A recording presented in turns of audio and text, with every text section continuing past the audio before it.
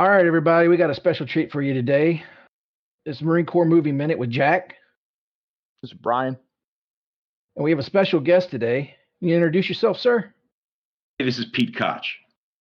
And for you people that are listening that may not know the man's name, you're definitely going to know the character. This is the Swede, folks. Sweet. Swede. Yeah, I hear it. Unarguably the biggest star in the film. The biggest. I'll go with that in terms of volume of size. Yes.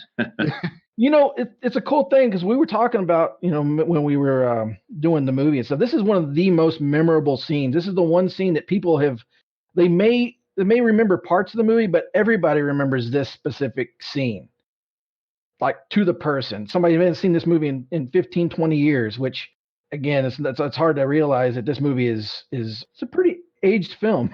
Right. It's held up well, but I think the movie's held up well, and I appreciate that. And one of the reasons is that it's gained, and this goes back. It's really never stopped running on TV, and that's because this place has found its way into the hearts of lots of folks around the world, and that the movie tends to play around Memorial Day, Veterans Day, 4th of July, these patriotic days. And it just keeps on circulating through Netflix and HBO and all these channels, and it's been and I'm proud of the movie, so it's been a blessing to me. And within the context of this movie, that I humbly was fortunate enough to be cast and played a small role. It did have a few very memorable, particularly memorable scenes, and when Swede walks into the barracks, that's one of them. Yeah. Oh yeah. Yeah. It's an infinitely watchable movie. I mean, even if it's the last 20 minutes, it's one of those. It's like, oh shit, Heartbreak Ridge, just throw it on. It's just a good movie. Yeah, we've actually introduced this movie through this podcast to a few younger people than ourselves, and who maybe were vaguely familiar with it because their dad liked it, or were aware of the movie, but maybe weren't as dedicated to it as, say, Perry and I are. Yeah. But they've said how good they enjoyed this movie, how much they enjoyed the movie, how not dated the movie is, considering it was almost 30 years ago. Yeah. Yeah, the movie was made about 30 years ago, and it's interesting that it was just a couple of years back that it occurred to me, a couple of years, maybe 3 years back, it occurred to me that 3 years ago I was the same age as Clint was when he played Gunny Highway, which is I believe 50. I believe he was 55, and I'm 58 now. So of course I was 24 when I made it. So that's how things have changed. And to your point that this movie resonates with people, and I it really became quite clear to me in the last decade with the emergence of the ubiquitous power of Facebook, so social media in general, Instagram, and in my case LinkedIn, because I'm quite active on LinkedIn on the business side of things. And what became clear was that if I were just to post a picture of let's say me playing, I don't know how many people even know, but I played 6 years in the National Football League as a defensive end for 3 different teams. And if I were to, and I spent most of my career with the Kansas City Chiefs, and if I just posted a picture of myself playing with the Chiefs, it would get a couple of responses, and oh, that's a nice picture, or yeah, I'm a Chiefs fan, or I'm a Raiders fan, I hate you, that kind of stuff. And that was fine, just a little bit of response, and it's kind of fun.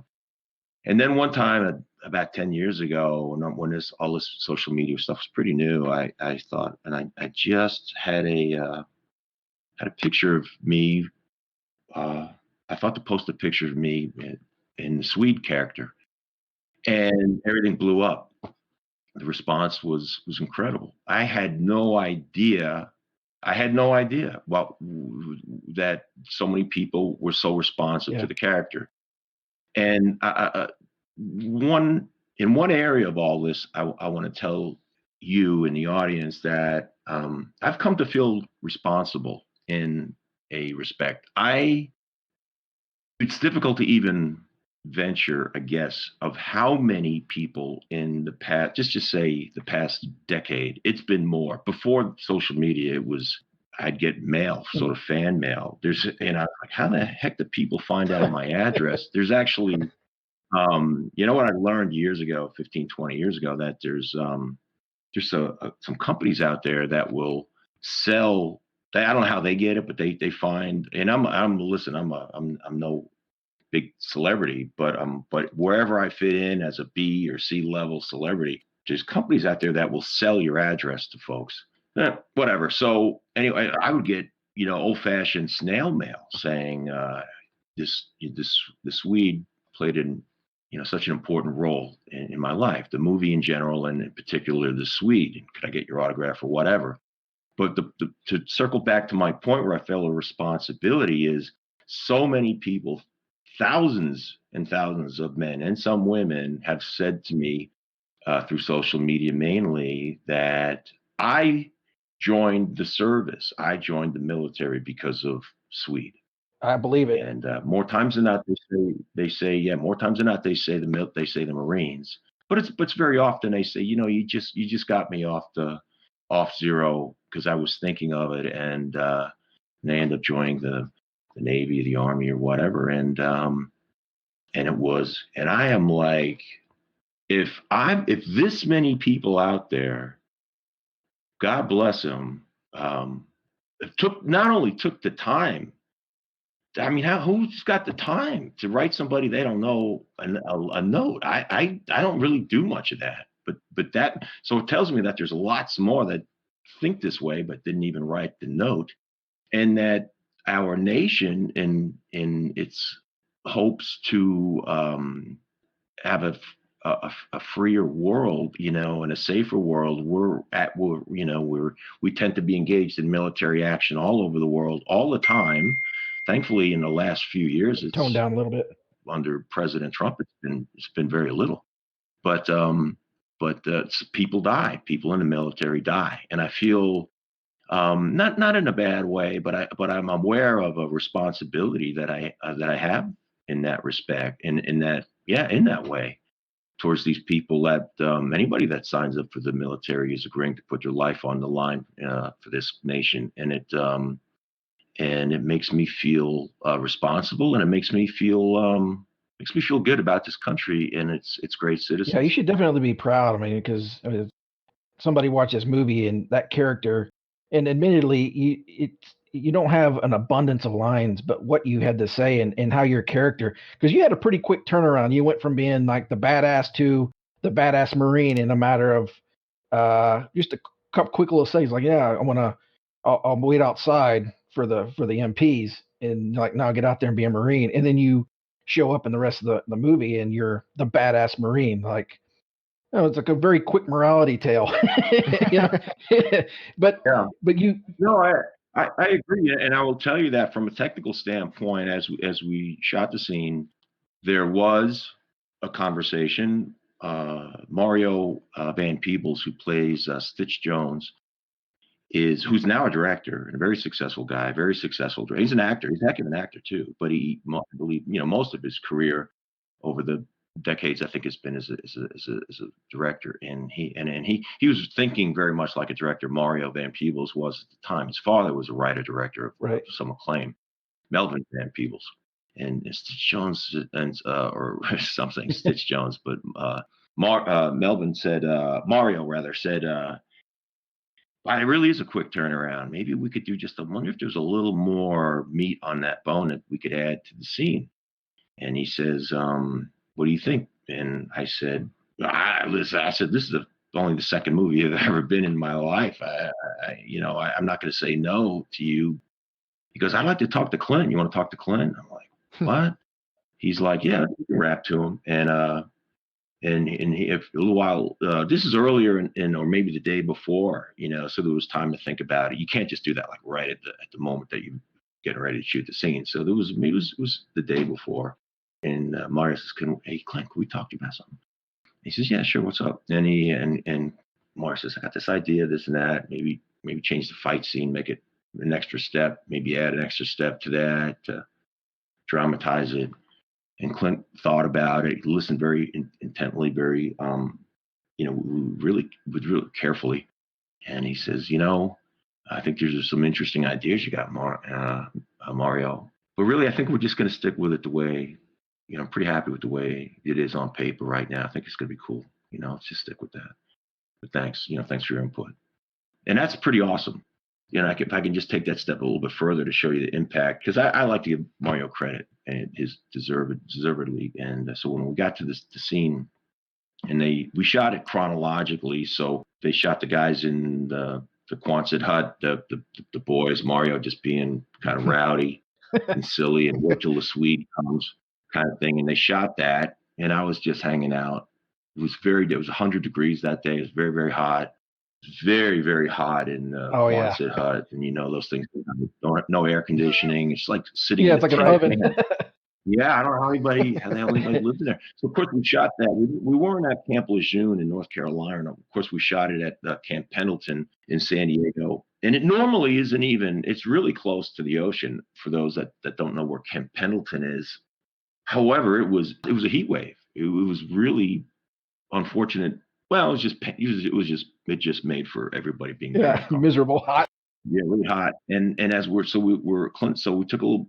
And then Clint says, "Okay, we're gonna let's shoot the next scene." And here's where Swede's gonna come in. And they move the cameras around, and they got the lights where they wanted. And Clint's directing, which is very interesting. So he goes from actor to director, So now he's directing, and he says, "Okay, so let's just block this." Which is this blocking means that you're gonna just go through the physical motions, where you're walking, where you're gonna stop, where it is you're gonna say your line. If you're gonna walk from say a line and then walk over maybe and pick up a chair, whatever. And that's all called blocking. So we would say, let's block this scene. So I get there, and cameras and Clint's there. He goes, "Okay, Pete, come on, go ahead, come on."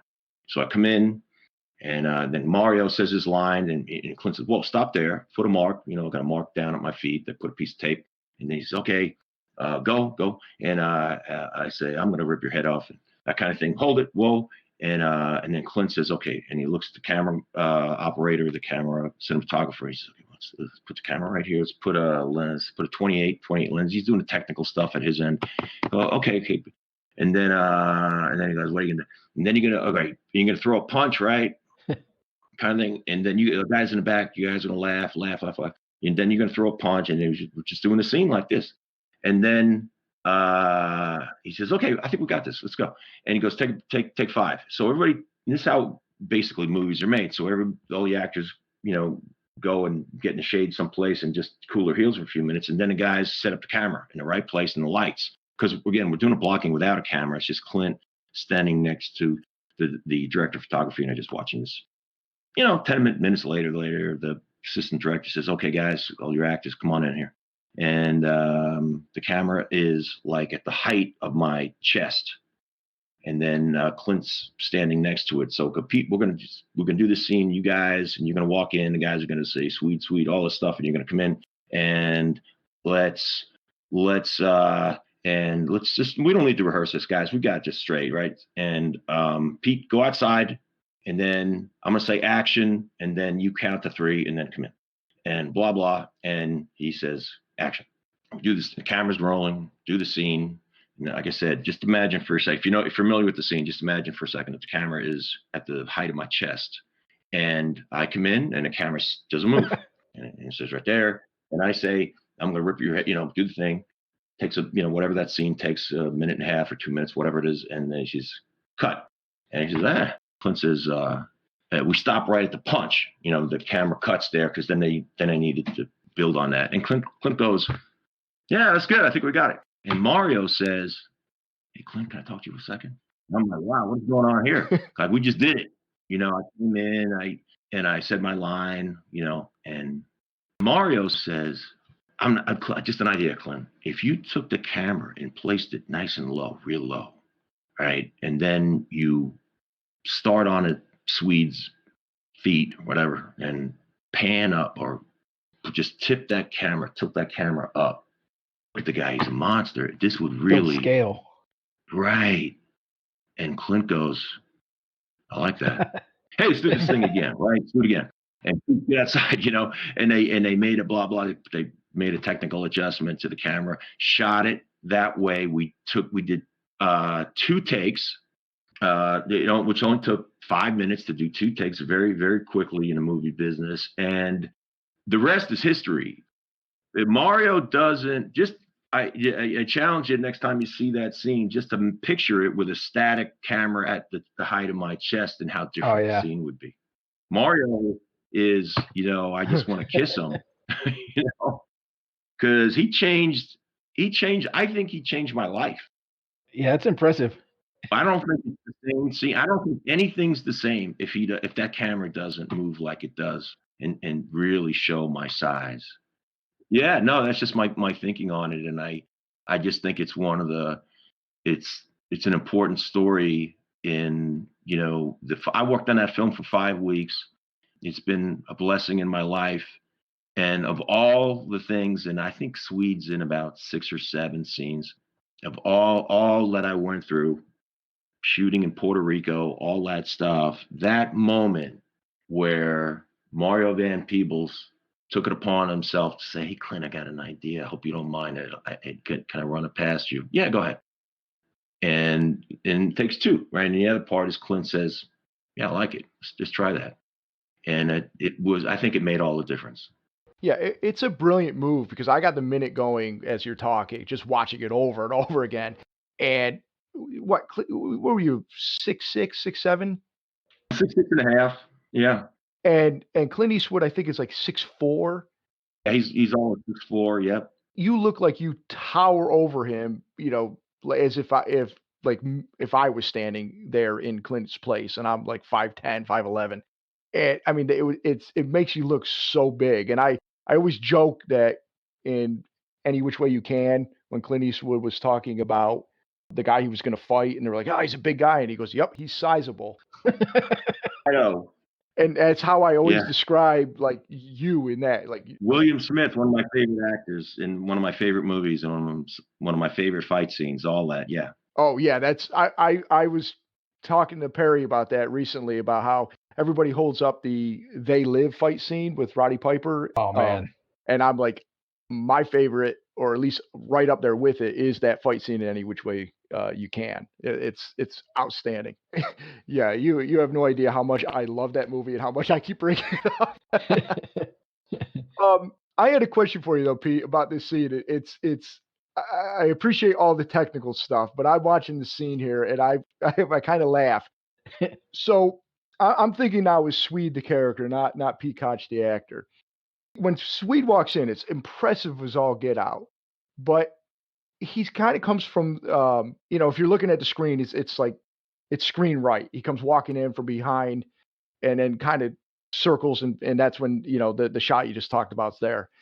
He turns to his left. There's no door there as far as I can tell. Yeah, no, I think you're right. Yeah, I think we're definitely fudging things there. And that's, of course, that's movie making, but where entering one door and leaving another, like Stitch Jones comes out of the shower in an earlier minute and then he leaves and he's outside on the same door, but now he's out in the street. It happens. It's just, this is fun stuff we like to pick out and talk. That's how we can go off-roading and talk about, where was Stitch Jones going? We were joking that we like to think that, like, because this was all a setup clearly to get, for Swede to punch Gunny and give him his comeuppance and all that good stuff. So we like to imagine like the Recon platoon Marines were kind of like, "Yeah, this would be great, Swede. You just go back there, just duck down. He won't see you." Because I'm like, wait a minute, I don't think there's a door there. And I never thought about it until watching it about 10 times in a row. It's like, wait a minute, he's coming from nowhere. Like a magic trick. Yeah. But it's such a great scene. And the Marines singing to Gunny about "Hit the Road, Jack." I can't hear that song anymore without thinking of this scene. Yeah. It's really so silly, right? It is, but it's perfect. And it is, and it was demonstrating also that these guys were, in a sense, unified against Gunny. I mean, just a group of knuckleheads. And but we also know that in a sense, like that mob mentality, it's difficult to manage it. I mean, I've spent my entire life from being a kid due to the fact that my had the kind of father that enrolled me in every team sport. I'm a kid that grew up in a blue collar neighborhood in New York, and things like tennis lessons or golf lessons, it was impossible. My parents didn't have money for that, but the idea it is, and it's one of the great things about our society is like everybody's got enough money for little league and football, youth football, and that's what I did. And the lessons I learned that served me very well was how to get along with other people, and how to get on and thinking on the same sheet of music, which and getting a group of guys or gals, working together and pulling that rope the same way, which is what team sport is about. It's so powerful, but if that type of a mob rule gets in the wrong hands with the wrong thinking, which happened to this group of guys, this Stitch Jones led profile, and all these guys were thinking the wrong way, and I think it's probably a bit of a stretch to think that things could get that far off track in a Marine Corps unit, but just it takes it's helpful most of the time to think of movies in 3 acts, like a 3-act play. Most movies are written in 3 acts, and the first act simply shares with the audience that this is a group of guys that may be well intended, but man, they are really they're really thinking about things the wrong way due to a lack of leadership. And they're impressionable. These guys are young. You forget how young. I mean, I'm gonna say it. I was 24 when I made the movie. A couple of the guys in that group, a couple of the actors were. Mario was the oldest guy. I think he's 4 years older than me. But that group of guys ranged in age from 19 to Mario was probably 20, 28. And then so it really was a young group of guys, and it takes quite a thing to turn that around. And probably the beginning of the turnaround was, to your point, I think you told me that Swede enters barracks at a minute, is it 52, Yeah, 53? right at 53. Yep. Right. So the movie's about 150 minutes, and so this is a transition from the first act to the second Yeah, act. that makes sense. Yeah, that's how these things are done. And so by the way, anytime you watch a movie, let's say, I would say 90% or more of all movies, pay attention to something that will happen around between minute 20 and 25, because that's a classic way that screenplays are written. Screenplays are written in such a way when they're shot, they're typically one page equals 1 minute on the screen. And so on page 20 is about 20 minutes into a movie. That's about the way it works most all the time. So between something usually pivots and sort of spins off, whether it's a comedy or a drama, between page 25, 20 and 25. Oh, then something can also pivot right in between the acts, right? So segueing between the first, second, third act. And by the way, some movies are written in 5 acts, but most 3. I digress. Yeah, we've seen like the hints as we've been going through the movie minute by minute of how the Marines are starting to get on Gunny's side, Yeah. but they're not quite there yet. And I think when Gunny told Profile, don't give up, you can make it. Don't give the prick the satisfaction. That was definitely one scene. In what minute was that at? That was let's see. But that was a really nice scene. I mean, you're pointing out something that's really it's it's a scene that takes 12 seconds, and yet it's so important. And Yeah. the performances there are really strong, and it's really nice storytelling. Great point. We've seen a lot of these little hints, but of course they're not there yet. They still just want them gone. Because as you were saying about getting a mob mentality together, what Gunny's doing with these Marines in the movie is exactly kind of what they do in boot camp. Is you got 70 to 80 guys sometimes in one platoon coming from all walks of life, who are coming from all different backgrounds, and you're trying to make them all the same, and they may not get along. Well, one way to get them on your, all on the same page is to have them all hate the same guy. Yeah. Or so, you hate the DIs and you're basically united against them. So, Gunny's kind of doing that. And obviously their intention is to use, the Swede to run Gunny off the way probably they did the last guy. But it's funny that I think the fact that he stood up to Swede, and of course in the next minute when he tells him to pick his chin up, that's another minute where they're impressed with him. And then I think it's just a little past this when they do sorry, what is it called? The ambush exercise. Yeah, the ambush exercise where Gunny's like, I don't give a fuck what Major Power says. My job's to keep you guys alive. And that's I think there when they all right, okay, now really we're a does it unit all. and and of course the more they learn about him, the more impressed they are with him. But this is another one of those transition scenes where all right, well they weren't quite behind him yet, but they're getting there, and they're impressed with him because I mean it's pretty impressive to for Gunny, he's an old guy and he takes down this beast, Yeah. like I said, to jump ahead a minute or two, that it's such a great scene. I love the pick up your chin higher, and then just the sound of that punch. Yeah, no, just think of if the writer had chosen or hadn't thought to add the word higher, the scene would go lift up your chin, punch. And that would have been fine. I think a lot of people might have thought that's a good scene. We're telling that's the story we're telling. But when he says lift up your chin higher, that is an authoritative action. That is a that is putting underscoring bold letters, highlighting I'm in charge. All right, you're going to listen. And it was personalized to Swede. But it was also generalized to everybody that was obviously watching and listening to that moment. And that's good writing. That's good stuff. It really is a detail, but the devil's in the details. And it was, yeah. I mean, you're breaking this film down, and it's fun. It is fun. There is, I love the movie business and equally making a TV show because because of the collaborative effort, which I've always been attracted to as a team sport guy.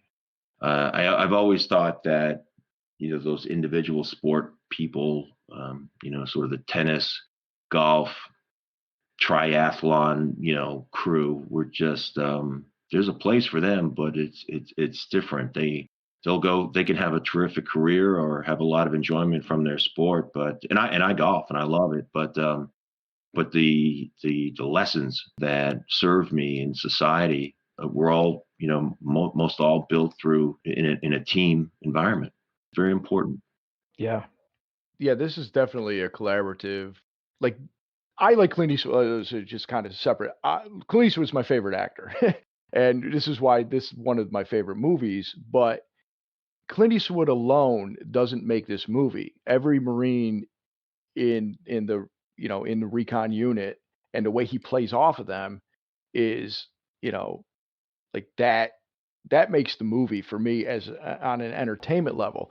And then when we were going through doing just it's one thing to watch the movie and just talk about the movie, which we do, but we did try to get a little background in the making of it whenever we can.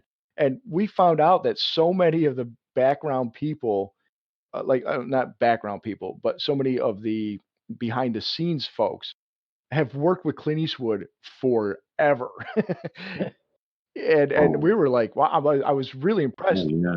Even if there's a few guys in the movies as quick little scenes, like one of the police officers was like he was like a script doctor for Clint Eastwood, and he's been on every movie he's done for years and years, and he gives him roles, little tiny roles in every movie, and I'm like, that's awesome. And I think I've heard you talk on other interviews about people like to work for Clint Eastwood. He's very it's an easy set. It's a collaborative set.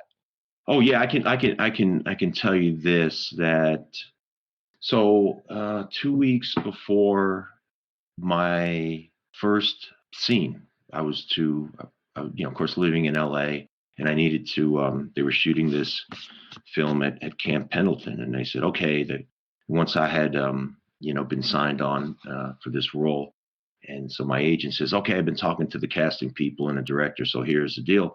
So you're going to start. Your first scene is in, I don't know, like 12 days. They got you putting you up with all the other actors at this hotel in San Diego, and you'll be blah blah shooting in said, okay. So here's what you need to do. You need to go over to Warner Brothers tomorrow at such and such time, and they're gonna do wardrobe fitting for you, and they're gonna cut your hair. So I get over there, and we did the buzz cut first, and I never had that hairstyle. And I was like, "Whoop! There goes all the hair." And I'm glad I did it a little early because you end up with like a funky tan line, because right, because this was the beginning of the summer. I think that was April, probably April. So they go ahead and buzzed me, and then they sent me over to the wardrobe guy, Glenn Wright, Wright. He's no longer with us. He was well into his middle age, probably. I believe, figure he was older than Clint, and he had such a great personality. He was the what they call head costumer, the head wardrobe guy, and there was a entire soundstage. If you got to understand how big these things are, and they do come in different sizes, but there was an entire, and I assume it's still there, an entire soundstage of just Clint Eastwood's that it's his. I mean, it's a production company. It's Clint's Malpaso Productions was nearby.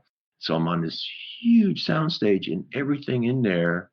I mean, if this is it's a museum of all Clint stuff. And I'll give you an example. Glenn Wright had this great big personality. He's wonderful. And I said, yeah, have you worked on many movies with Clint Eastwood? And he looked at me. He goes, yeah, we go back to Rawhide. Oh, damn. Yeah. And he says, he really started to make a name for himself in Rawhide. And then after that, he went and did a couple of movies in Spain with Sergio Leone, and it really took off. But he and I hit it off during Rawhide. And he said, I might get this thing going. He said, Glenn, I might get this thing going really good. And you want to be my guy? He says, yeah. And he goes, I've done every movie. He goes, I have a hell of a life because of Clint Eastwood. Oh, that's so cool. And by the way, here's one other thing. And I was just trying on some different stuff and hats, and I was being a little bit, of a snoop. And there was a table nearby, had a bunch of hats on it, Western hats. And I said, wow, this looks so familiar. I know this hat. He goes, yeah, that's the hat he wore in Pale Rider. Oh man. Oh man. I said, would you mind? Can I pick it up? He says, nah, go ahead. Pick it up. Oh, that's so cool. Knock yourself out. And picked it up. And I said, you mind if I tried this on? He goes, go ahead. And I do not have a small head. I'm a big man. I do not have a small head for those counting. I'm a 7.5. And I thought I put a bucket on my head. I mean, my eyeballs were eyebrows, eyes, everything was covered. Clint Eastwood has the biggest head. You heard it here, folks. There. I said, whoa, wow. And he goes, yeah, Clint's got a big head. It's a size 8 something, 8.25 something. Bonkers. And I say that, and I'm not the first guy to say this, but more times than not, your movie stars out there have a very large head. They call it eats up the screen. That's what they say. Think about that. It's so big it dominates the screen. So it'll freak you out. But now every time you see a Clint in especially in a 2-shot, his head is so much bigger than everybody else. It's crazy. I should have been a movie star then. He fit in perfectly with my family. we got one of them babies.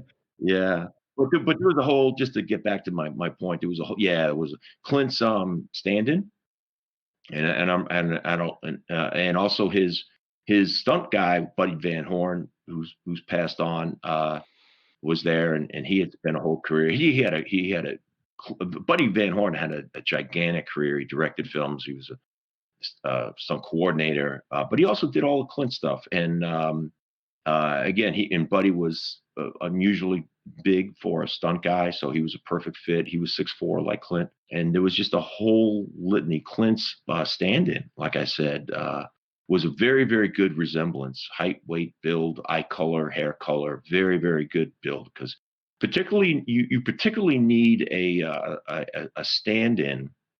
It sounds so simple, just going to stand on the mark, but you do really particularly need a stand-in in Clint's case, because he's directing all his movies. That's a good point. So if he wants to see and look through the lens of the camera to see a very close resemblance, color-wise, posture-wise, of what he's going to look like standing there, the Clint's stand-in worked a lot. And he said to me, I said, "How long have you been with Clint?" And he says, "Oh, I go back to I think Dirty Harry." Oh wow. And I said, "Has it been a good ride for you?" He says, "Let me tell you, he gives me a line or two in a lot of his movies, which," he goes, "I started out as an actor, but I wasn't very successful and then I met Clint." And he says, "I'm going to use you forever." and then he gives me a line or two so that I'm a SAG actor, but he makes sure that I earn enough money so that I always get my pension and my health benefits for myself and my family. Oh, that's awesome. Yeah. By giving him a line. And he's in tons of his movies. So the Clint has a long, beautiful history of doing that for 50 years. Yeah, that's awesome, and it just sounds.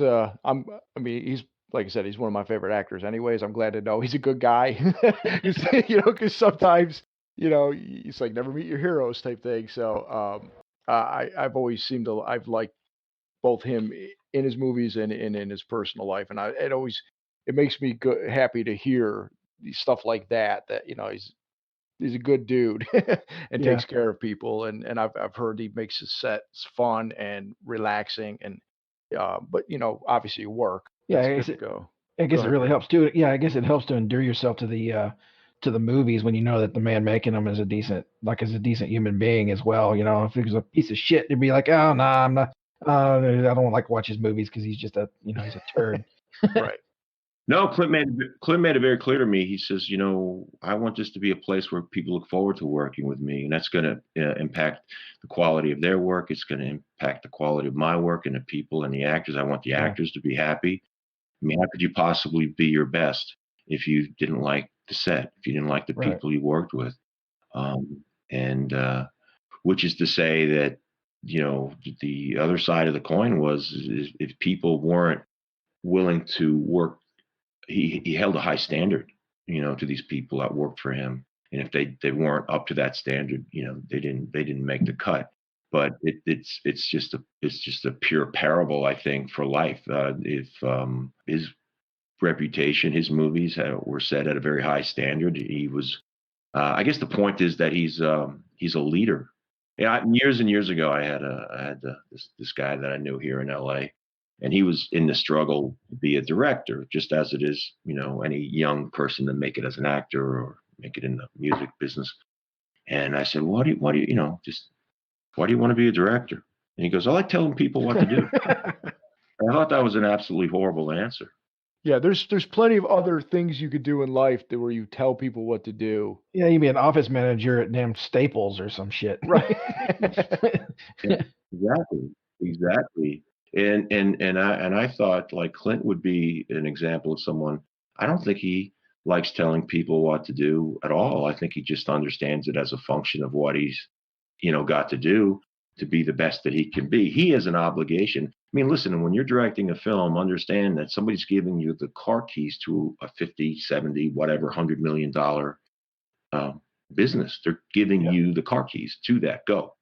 And that's a hell of a responsibility. And I think liking to tell people what to do is an immature response versus versus the maturity that Clint has clearly had, I think, throughout his entire career. I had just a quick question for you about, you filmed this during the off season, correct?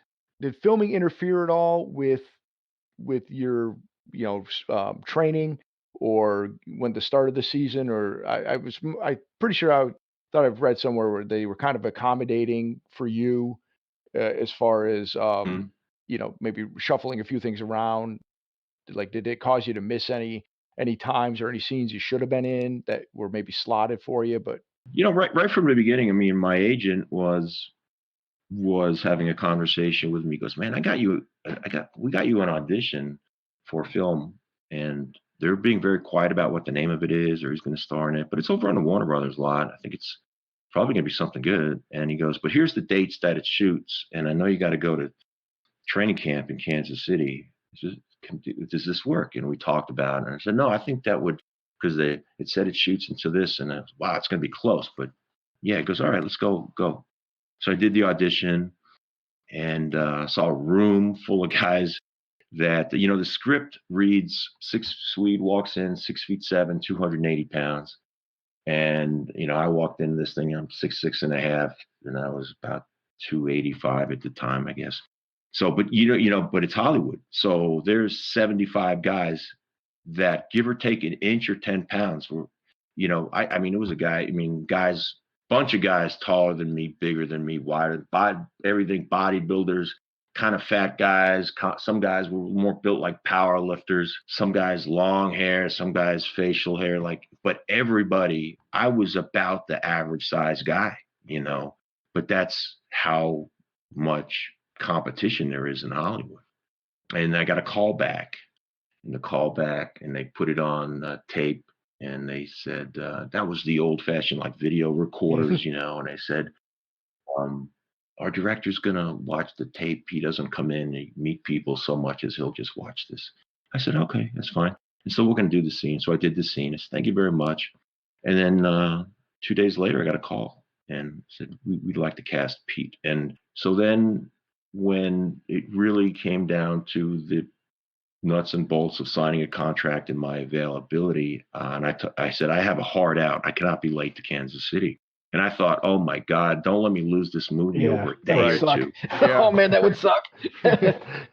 It almost came down to that. And they said, we do need you about 5 days longer than what you are available, but they want you. And I really meant Clint wants you. So he goes, so there was one additional scene that I was in, the character was in, that I had no dialogue, but it was in, and you wouldn't really notice it, but I wasn't there. And they wanted me there, but I wasn't there. And they said, that's fine. And so I had my heart out, and I split and went back to Kansas City, and yeah, and that was it. So I was thankful that it worked out for me. Yeah, that way. I was very fortunate that timing worked out just right. Yeah. Oh yeah, that's good. But I just keep watching this minute over and over as I'm listening to you talk, and it's such an impressive scene. It stands out because we were, like I said, we were kind of showing this movie to a few people who are maybe not as familiar with it, and one guy, he said he remembered as a kid, and there's like the two scenes he remembers, and one of them is when Stitch Jones gets his ears get the earring ripped out by Gunny, but also this scene. I mean, it's just Yeah. As Perry said earlier, it's something. If people aren't even familiar with the movies, people at least know this, have seen this, because it's on, like you said, it's on, TBS, it's on HBO, and it's one of those movies for me personally that if it's on, as Perry already stated too, I got to finish watching it.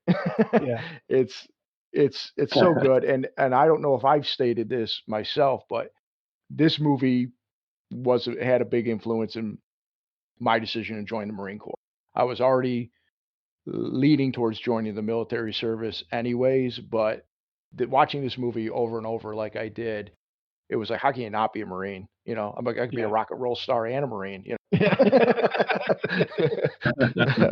And we always like to joke that this platoon is like the bad news bearers until Gunny whips them into shape, and they become the real thing. And it's such a great movie. I mean, there's a reason we're breaking it down 1 minute at a time. It's so rewatchable. There's a lot to pick apart. The dialogue is outstanding in this. Yeah, it's a fun movie. Yeah, I mean, Clint Eastwood has got some of the best face acting that I've ever seen. Just and even in this scene alone, his silent rage where he's gritting his teeth and growling at them to get outside. Which I also noted that Pete, you were growling back at Gunny when when you first did, which is great. You can miss it if you're not really paying attention, and it's just it's like Gunny's in for it. But it is, I don't want to take too much of more of your time up, but is there anything else in general about the movie you want to cover? And of course, if you want to let the listeners know where they can find you, and if you have anything you want to plug too. Yeah, no, I think one rather interesting story that I became aware of, early on during production, getting to know and chatting with some of the producers. There was a guy named Fritz Maines who's no longer with us, but he produced the film, and Fritz was in the Marines, and Clint did some service in the Army, I believe, and the screenplay was written as for the Army, that all these guys, all these characters would be in the Army, and the actual and historically correct the action, the military action that was taking place, that's featured in the movie in I'm forgetting it now, the Grenada, where they right, that was a military action that freed these medical students, Americans, mostly Americans, but from other countries too, that were being sort of held hostage in a Caribbean, in a medical school there in Grenada. And by the way, I had somebody reach out to me on social media last year that said, "Hey, I love the movie Heartbreak Ridge. I was a medical student there in the actual moments in history." And he's been and here's the guy's in his 60s now. He's a doctor. Wow, that's awesome. So, Yeah. But anyway, so what happened was the producers from producer took the script to send it to the Pentagon, and as it works in the movie business, asked for their blessing on this movie, and the Department of the Army rejected it, and due to the language and whatever, they sent the folks at Clint's production company a no, which surprised and caught them off guard. They were already going into pre-production, and so they said, "Well, what are we going to do? Plan B? Let's go to the Marine Corps." And they went back to the Pentagon and talked to the folks over at the generals over at the Marine Corps, and they said, "Yeah, we'll get behind you on it." So we have to take some factual liberty there on that, but I think the big winner was the Marine Corps. Yeah. From everything I've ever heard over the years, from a recruiting standpoint to a publicity standpoint. So I'm happy for that. I've always had a special place. I never served, but I have a special place in my heart, not only for all military, but probably a little bit more warmth, a special warmth for the Marine Corps. And I've had the chance to connect with so many active and prior Marines, and I appreciate it. And for anybody listening who wanted to connect with me, whether we're in the service or not, I'm pretty easy to find across social media. Best is IG, Instagram, and it's just PETEKOCH, Pete Koch. And I love to hear from people. And if you're in the business world, Pete Koch on LinkedIn. I post mostly the same things, but obviously a little bit of a different crowd there on LinkedIn. But that's how you can get a hold of me. Yeah, and it's been it was really my good fortune and pleasure to be cast by Clint Eastwood in Heartbreak Ridge. It's made a 100% positive impact on my life, and really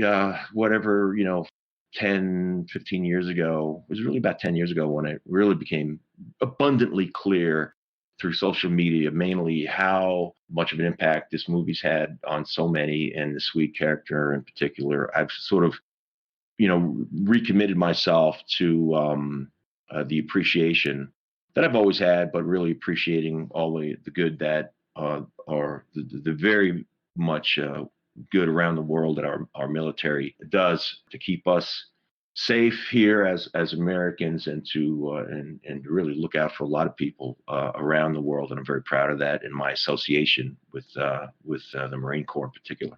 I mean, we can't thank you enough for coming on and just sharing Oh some of the man. stories about the filming. I mean, as I've said, this is one of my favorite movies. It definitely has been an influence on my decision to join the Marine Corps. So we know plenty of people that have had that same impact that you were just describing. We know personally people who feel that same way. It's it definitely was a recruiting tool for sure for the Marine Corps. It's almost like their equivalent of Top Gun as far as here is a kick-ass movie, features Marines, and it's so many people have been influenced by it, love it. We've talked to plenty of people, especially not only just in our own personal life, but then also now doing this podcast and reaching out to people we've never reached out to before, and we're getting a lot of feedback about, oh, I love this movie, and just everything. Yeah. So yeah, it's we totally get it why people would be reaching out to you directly, and saying that because I mean, it's it's true for us, Yeah. and yeah, I Mhm. mean, so I mean, it's such a good movie, a good role. Again, appreciate you coming on and letting us, pick your brain a little bit about this movie. We talked about the movie in general, but we are going 1 minute at a time, and this scene is just one of the most iconic of this movie, probably the most iconic of this movie. Oh, And absolutely. I mean, there's a lot of great lines and that we use to this day, but this scene itself is like, if you're going to show somebody what this movie is like, to just to give them a little snippet, it would be this minute This and the scene. next minute. Yeah, this Yeah. scene of because even to Yeah. pick up your head higher, boom, punch, and then oh, I'll wait for the MP, sir. Negative. You're going to be a Marine right now. That and then your confusion of like, really? Okay, okay. um, but that's show demonstrates Clint Eastwood character. He's these guys are even they turn right there and they're like, oh, check you later, Swede, and they fall out. They listen to Gunny. That should just demonstrates what kind of a character he is. But it gives you a bit of the humor and it gives you a bit of the action. It's really the perfect scene Yeah. to encapsulate the whole of this movie. Yep. And again, cannot thank you enough for coming on. And Oh no, this is the highlight of my week. Or actually, hell, it's the highway. It's the way 2020 is going. This is the highlight of my year. yeah, yeah. Although yeah, that's not really a high bar at that point. So don't assault them. Yeah. Yeah. Oops. Sorry. But yeah, again, thank you so much. Yeah, my pleasure. I'm glad you guys are doing it. I love following you guys on Instagram and this minute by minute breakdown of Heartbreak Ridge. I love it. I appreciate you for it. Oh, Oh no, absolutely. no, thank you. Yeah, we appreciate you being even joining us and yeah. I mean, Perry, I mean, unless you got anything else? Nah, I don't want to hold this man up. Yeah. Well, I'll just do a quick little before we wrap it up. Just once again, remind everybody to join us next minute for minute 54, and we'll deal with that next time. And once again, thank Pete Koch, the Swede, for joining us and sharing some stories and some background for the movie. And Perry, of course, thanks for joining us as always. And Oh man. Yeah, this was awesome. I don't have an outro line this time, so we'll just say thanks and we'll wrap it up. Thanks, man. All right. Thank you.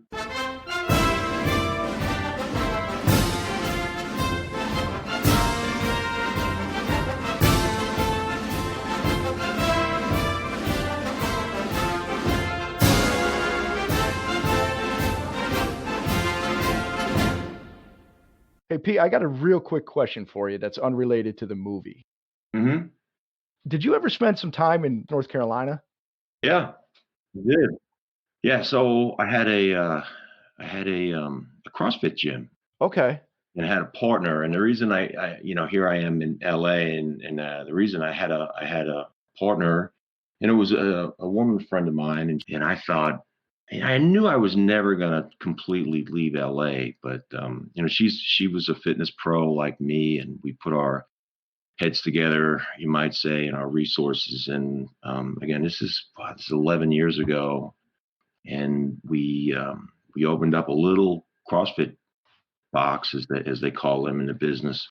We operated that for about a year and a half, and I ended up I wanted to get back to LA, and so had that experience there. My partner, she ran it a little bit longer and sold it. My partner in that gym, she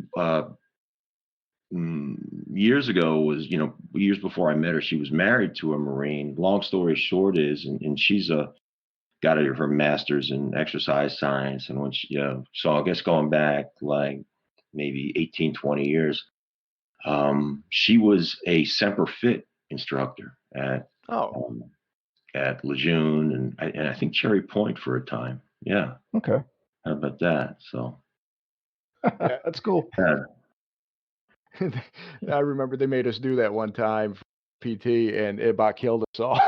Oh yeah, it was a pregnant lady that was doing it too, man. I was like, God, won't your water just break? It was hard. She whooped our asses. Yeah, and it's funny when you think about it. Is actually, I don't know how much into the fitness side you guys are, but the Marine Corps was an early adopter to CrossFit. Really, before it was known to the mainstream, the guy that created CrossFit as a sort of not only as a brand but as a fitness philosophy, he sold his ideas to the police and the military and the firefighters and first responders, and said, we need to keep you fit in a functional, usable, practical way. And the Marine Corps bought into that, and so they certified at that time their Semper Fit, or not Semper, what do they call them? Semper Fit, right? Yep. Instructors, that way. So the workouts are damn hard, and that's because it has a foundation in cross training and CrossFit. Yeah, that's cool stuff. Yeah, it makes sense. It makes sense that they would utilize it. Yeah. And they were doing stuff in boot camp similar to that long before they did these like log things where a whole squad would pick up a log and lift it over their head from one side to the other, and it's a lot of torture. It was a lot of torture. Right. They didn't do it for fitness. They did it because they didn't like us. Get you guys working together. I know I've got a buddy that recently retired from 23 years as a SEAL, and he spent a lot of his time with the SEALs as a instructor, as a BUDS instructor, and he wrote a book, and a photo book. He took, he was clever. He was a photographer, and during the span of these 20 years, for about 10 of those years, he got permission from the Pentagon, and then he just took tons of pictures and he made it into a book, and carrying those logs and the boats on their head and all that stuff. And I know it trickles down all through training in the military. It's absolutely awesome stuff. With my football background, team building and all that, I get it, man. 100%. So important to succeed. So we're talking about everything except Heartbreak Ridge now. So we're saving it. Yeah, right. Yeah. I could talk about fitness all day. So